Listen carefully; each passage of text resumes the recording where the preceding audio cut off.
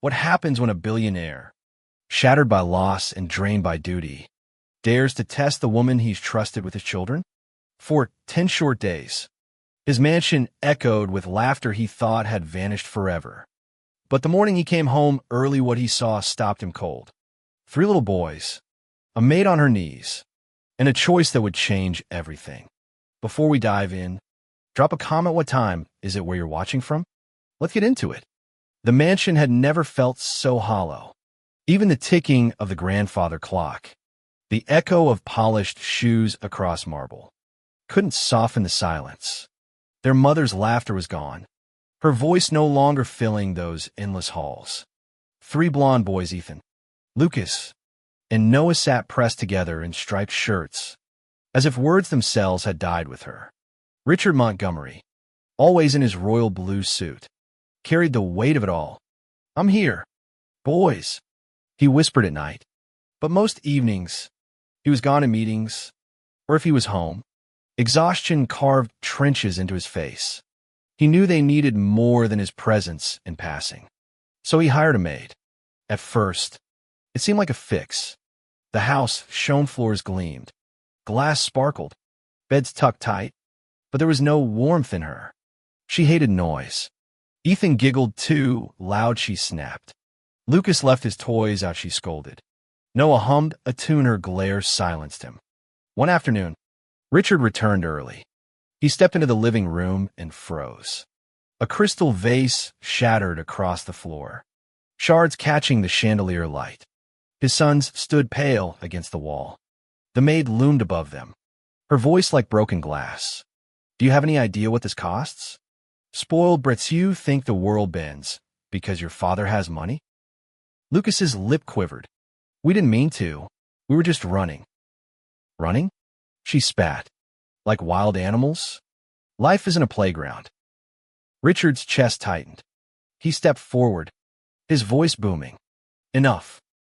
The maid jerked, startled. "Sir, you dare speak to them like this?" His voice cracked. Fury rare for him. They lost their mother, and his jaw locked. "Pack your things." She stammered, but he cut her short. By evening, she was gone, muttering excuses, the door slamming behind her. His hand shook. The boys' faces softened with relief, but the silence that followed was even heavier. Richard tried to fill it himself, reading stories, making breakfast, walking them through the gardens. But board meetings piled up. Contracts demanded signatures. Phones never stopped ringing. More than once, he found Ethan crying in a corner, Lucas whispering comfort, Noah wandering without aim. Late at night, he sat at his desk, head in his hands. I can't lose them, too. He needed help, not another servant, not rules and silver polish to perfection. He needed someone who would love them. So the search began again. Dozens of women came, pristine resumes, glowing references, polished manners, all polite smiles, but eyes cold, distant. He wasn't looking for skill this time. He wanted something else. During one interview, Ethan tugged his sleeve. "Daddy," he whispered, glancing at a young woman waiting quietly in the corner. She wore a simple blue uniform, white apron, hands clasped nervously, her brown eyes soft. Richard frowned. She doesn't have much experience." Lucas whispered, "She looks nice." Noah nodded shyly.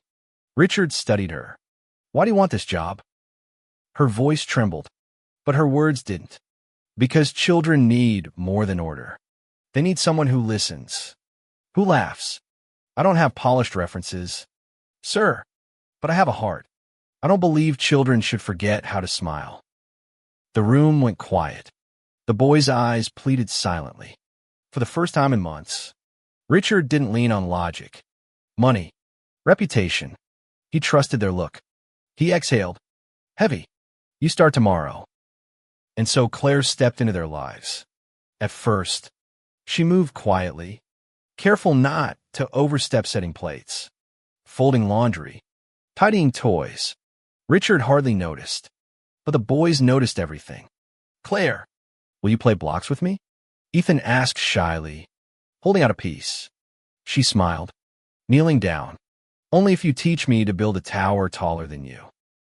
He giggled, a sound Richard hadn't heard in months. Soon Lucas and Noah joined in, laughter filling the room again. At bedtime, instead of stiff silence, there were whispers, pillow fights, little voices begging, "Daddy, can you read tonight?" Richard would glance at Claire, standing in the doorway, hands folded, unsure if she belonged.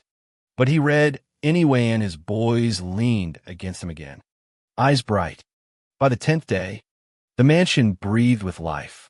Still, doubt gnawed at him. Was Claire real, or just playing a part? He had trusted before, and it nearly broke his sons. That morning, he left for the office, but halfway through the day, he shut his laptop, ignored the buzzing phone, and drove home hours early. The doors swung open. He froze. In the center of the living room, Claire crawled across the carpet on all fours. On her back clung his 3 sons, striped shirts bouncing as they squealed with laughter. "Giddy up, horsey, faster, Claire," Noah shouted. Her hair tumbled loose as she grinned, crawling under their weight. Their laughter was so loud, so alive. Richard's chest ached. His quiet boys were glowing with joy. They saw him first. "Daddy," Ethan cried, rushing over, tugging his hand. "Come play." Lucas and Noah wrapped his legs, nearly knocking him over. "Daddy, you have to be the horse too." Claire froze, pale, scrambling to her feet. "I'm sorry, sir," she whispered. They asked. "I didn't want to upset them." Richard raised a hand, silencing her. His sons tugged harder, laughter still ringing. "Please, Daddy, just one ride." For a long moment, he stood torn by duty, reputation, empire. Then he saw Ethan's pleading eyes, Lucas's grin, Noah's arms clinging to him. He hadn't seen them alive like this since before their mother died. Without a word, Richard dropped his briefcase, loosened his tie, and lowered himself to the floor. His sons climbed onto his back, their laughter roaring through the halls. Claire stood frozen, expecting fury, dismissal. Instead, she watched a man who never bent for anyone crawl on the floor, laughing with his children. When a game ended and the boys tumbled breathless on the carpet, Richard looked up at Claire. She braced for the worst, but his voice was soft. "You didn't teach them to break rules, Claire. You taught them to live again." Her breath caught. "So, I'm not fired?" He shook his head, eyes tired but kind. "No, you've done more in 10 days than anyone else could. You gave me back my sons." He leaned forward, his voice firm but warm. "You're not going anywhere, right, boys?" The children erupted in laughter, shouting, "Right." They wrapped their arms around Claire, sealing the promise themselves. For the first time in years, the mansion no longer felt like a prison of silence. It felt like home. Do you believe children can sense love more clearly than adults? Share your thoughts below, and if you want more emotional stories like this, hit like, subscribe, and turn on the bell so you don't miss the next twist that changes everything.